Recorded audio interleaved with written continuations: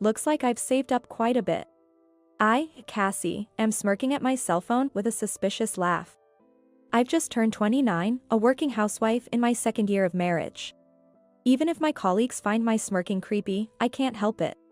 After all, I'm finally close to saving enough to build my long-awaited dream home. The bank account balance displayed on my cell phone is nearing the target amount. My husband, Max, whom I married after an office romance, and we don't have children yet. We've always planned to have kids after building our home. I wanted to enjoy being single a bit longer, but at 27, I married Max, who was in his mid-30s and insistent. Working at the same place as my husband, albeit in different departments, is awkward. But changing jobs would definitely mean a lower salary. So, I've been persevering, and now I'm just a step away from buying our home. It's been a long journey. There are no particular issues between my husband and me, work is going well, and so is our savings. Living an ordinary life, working a regular job, and buying a plain home. Continuing such an average life is what I consider my greatest happiness. But life doesn't always go smoothly. For me, the biggest problem is my relationship with my in-laws. This is the most challenging aspect of my marriage. After finishing work, I return to our rented apartment. It's a bit cramped for two, but we're enduring it until we save enough for our home. The moment I open the front door and see those shoes, my fatigue instantly multiplies. They're here again today. I sigh heavily in my heart. I'm home. Oh, you're back. You're late today. The one who responded to my announcement of returning home wasn't my husband, Max. It was my mother-in-law, heavily seated on the sofa installed in our cramped apartment. Good evening. Do you always come home this late? Our in-laws live just 3 train stops away. Not too far, but uncomfortably close. That's why my mother-in-law often visits our home without considering the distance. Coming home this late, what about Max's dinner? It's always like this. No words of comfort for my late return from work, just complaints from my mother-in-law. I'm sorry, work was busy. I'll prepare something right away. Max has been home for a while now. Cassie, aren't you inefficient? Even though we work at the same company, Max's and my departments are entirely different. Max's department hardly ever has overtime. But, as a trade-off, the pay is lower. My department is critical to the company, with many important projects that can't be finished without overtime. As a result, my salary is the highest in the company. I don't bring this up myself, and I wish Max would, but maybe his pride gets in the way, he never says anything. Right now, he's just silently sipping his tea. Since we both work, I think Max could help a bit with the housework. But he steadfastly does nothing. Shopping, laundry, cleaning, preparing the bath, and cooking. When he comes home from work, he's either watching TV or fiddling with his cell phone. Unaware of all this, my mother-in-law, as usual, came to criticize me today. It's fine, I already had dinner with Max. You already ate? We had some delicious sushi. I treated Max to something nice for a change. I see. I nearly jumped when I heard the name of the sushi restaurant. Isn't that a high-end place? I was surprised, but since my mother-in-law paid, I decided to let it go and started to head to the kitchen to prepare my own dinner. But my mother-in-law stopped me. Cassie. I hate to ask, but could you do me a favor? I had a bad feeling. I'm a bit strapped for cash this month, could you lend me some? Just as I thought. My mother-in-law often asks for money like this. I wanted to say, wait a minute, that's not right. You went to a high-end sushi restaurant, right? And last month, you said you were struggling and begged for money. I reluctantly gave you $300, even though we're also tight on cash. And the month before that, and the one before that. Aren't you being a bit inefficient? But I held back and forced a strained smile. I'm sorry, we're also struggling this month. Can't you do anything for your struggling parents? What a cold daughter-in-law. Who's the cold one here? Your son, who doesn't help around the house, leaves his wife alone and goes out to eat sushi, seems much colder to me.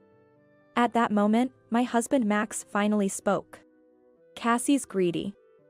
Mom's in trouble, can't you help her a bit? Really? We're struggling that much this month, aren't we?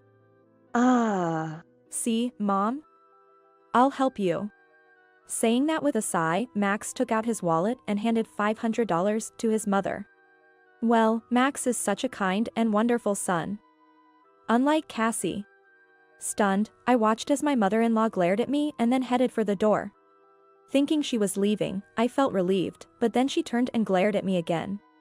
Max, if you ever want to divorce your money-grubbing wife, you're always welcome to come back home. I'll think about it. With a loud bang, my mother-in-law closed the door and left.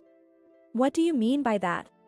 I turned around to find Max already lying on the sofa with his cell phone. I confronted him. Why did you give her $500?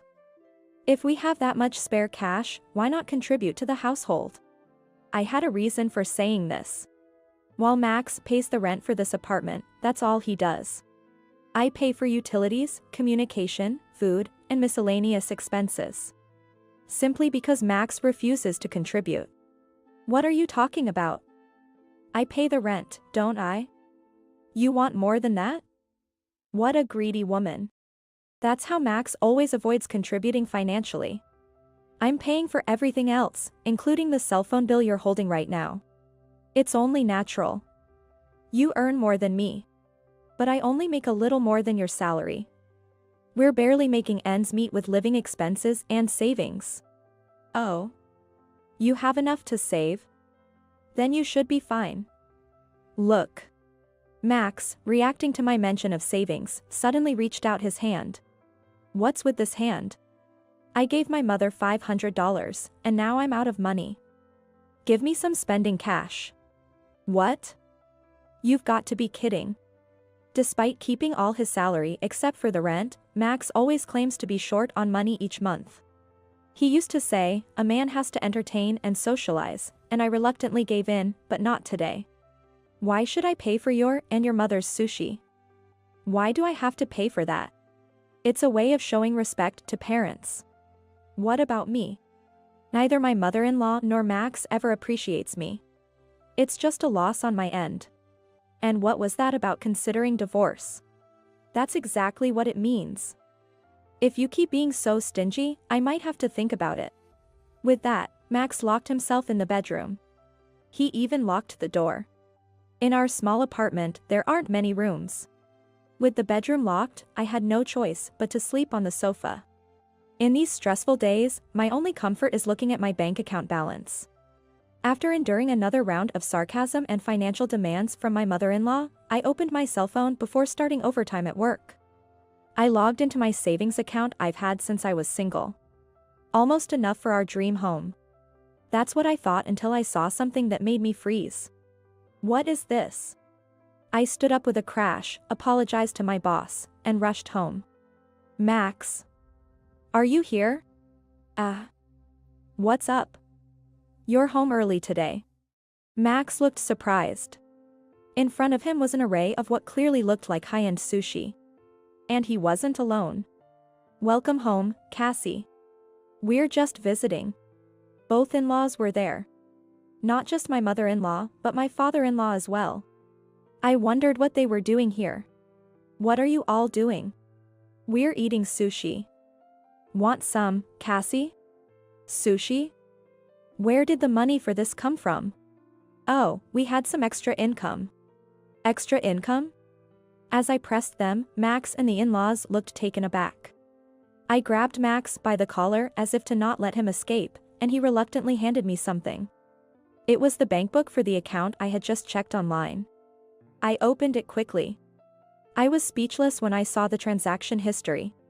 What is this? How did you withdraw this? Well, I just tried what I thought might be the PIN, and it worked. It worked out, huh?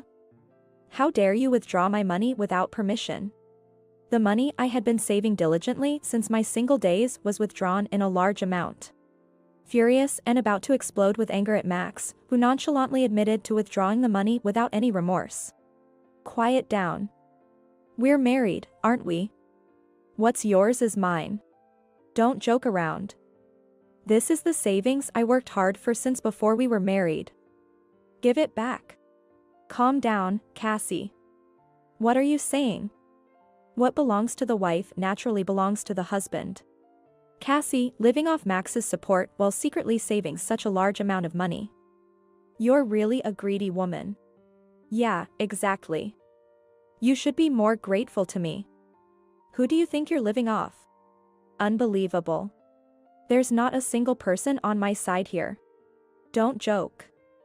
This is no different from theft. Give it back. Hey, who's joking here? He must have been startled by the word thief. Annoyed, Max said. Have you forgotten that I pay the rent here? Plus, I have a lot of entertaining and socializing to do, and I even help out my parents. Exactly. Max is such a dutiful son. You let me pay the rent, and then you go and save all this money, must be nice. You only pay the rent.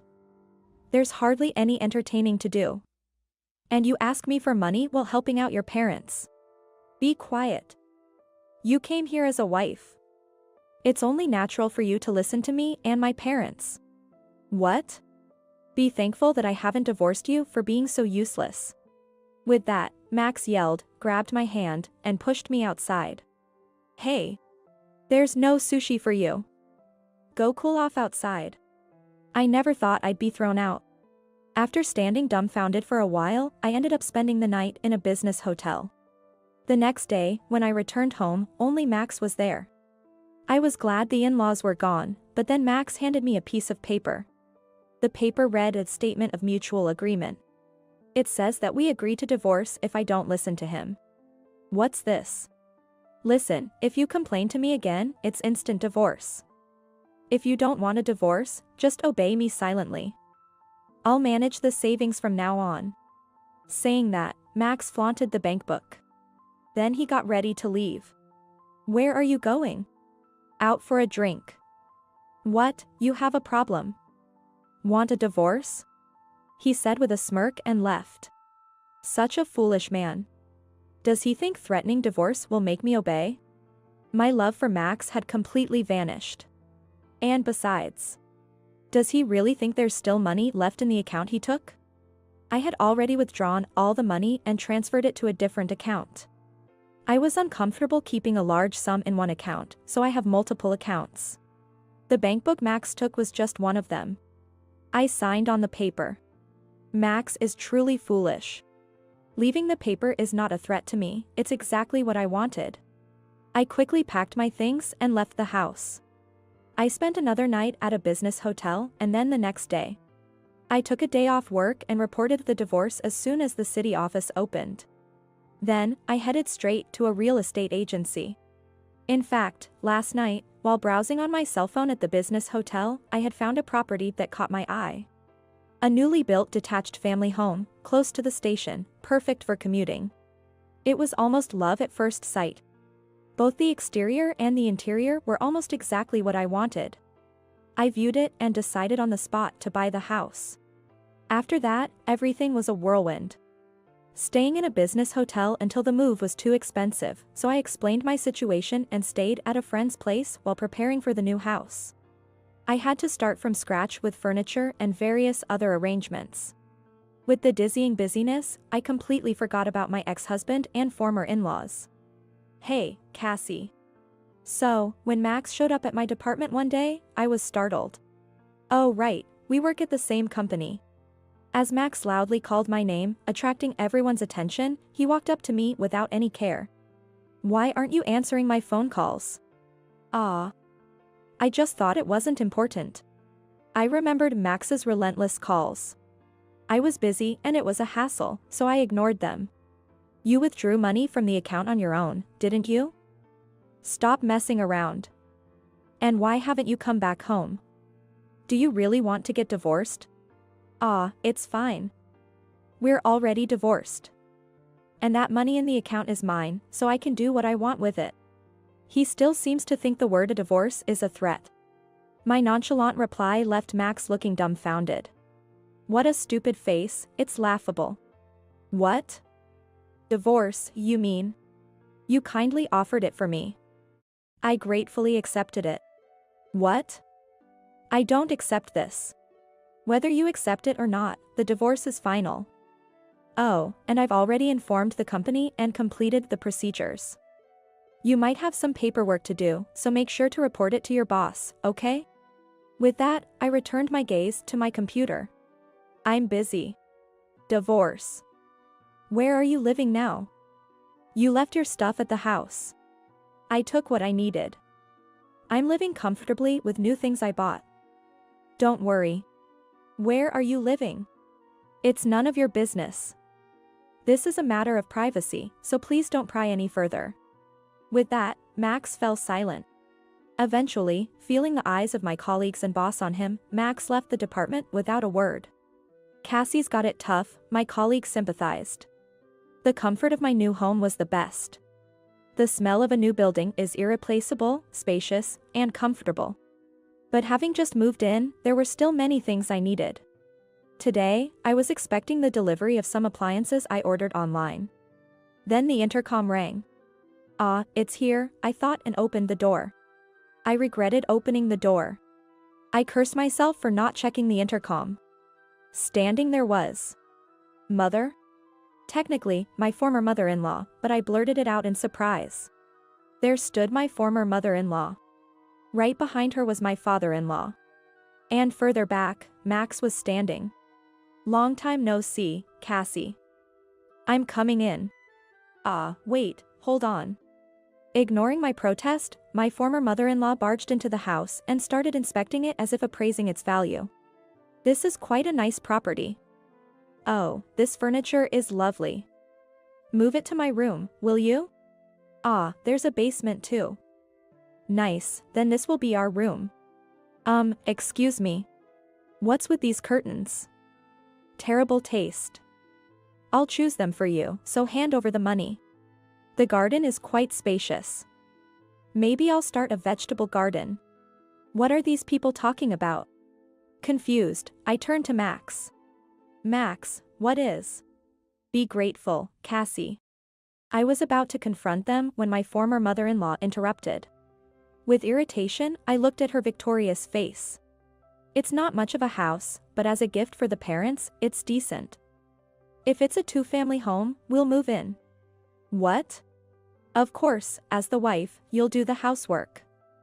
We'll be kind and only ask for $1,000 a month for our allowance. What? What on earth is she saying? Are they from another planet? I couldn't comprehend and just tilted my head. As the wife? I'm single now, you know? Surprised look on my former mother-in-law's face. I was equally shocked. Max, you didn't tell them? I don't accept it. Max shouted, but it doesn't matter if he accepts it or not, the divorce is final. We are complete strangers now. At that, my former mother-in-law's face turned pale. What do you mean? You're abandoning us, your parents. My parents live in the countryside. I was planning to invite them over soon. Don't joke around. This house is ours. No, it's mine. What is she thinking? This house was bought with my savings, in my name. Then where are we supposed to live? I don't know, that's not my problem. Apparently, they had sold their house. The contract was already finalized. They planned to live a comfortable life in this house with the money from the sale and what they'd extort from me. What a frightening plan. I don't accept this. My former mother-in-law was still protesting, but it doesn't matter. We're strangers, and this house is mine. I won't accept it, absolutely not. She shouted and, in her anger, ripped the curtains. Hey, what are you doing? These things. I don't need such bad taste. This is my house, I'll do as I please. That's right, what's yours is mine. Everything you own is mine. Listen, I don't accept this divorce, and both my parents and I are going to live here. Max shouted this out. Oh no. This is getting out of hand. I thought, and just then, finally, I heard sirens. I had secretly called the police when Max and my former mother-in-law barged into the house. Finally, the police arrived. What are you doing? We haven't done anything wrong. That's right, if anyone should be taken, it's this woman. The three of them were obstinately shouting at the police. Don't they understand that entering someone's house uninvited is trespassing and destroying property is vandalism? After making a scene, they weren't arrested but were taken away by the police. What a tumultuous day it had been. After being released by the police, Max continued to come by, insisting on reconciliation and getting picked up by the police each time. He even followed me at work, so after consulting with my boss, George, he received a stern warning: misusing his wife's savings and assaulting her new home. As these actions became the talk of the office, Max was looked down upon by everyone, leading to an uncomfortable working environment and his resignation. Seemingly affected mentally, he found it hard to get re-employed. My former in-laws, having sold their house, took the money and moved into the cheap apartment where Max and I had lived. It was an old, poorly maintained place, so it wouldn't have fetched much money. The three of them will likely live there modestly with that money. Finally free from it all, I'm enjoying a comfortable life in my own home. I offered to have my parents from the countryside live with me, but they aren't ready to move yet, so for now, I'm enjoying living alone. Maybe I'll remarry if I find the right person, but for now, I'm good.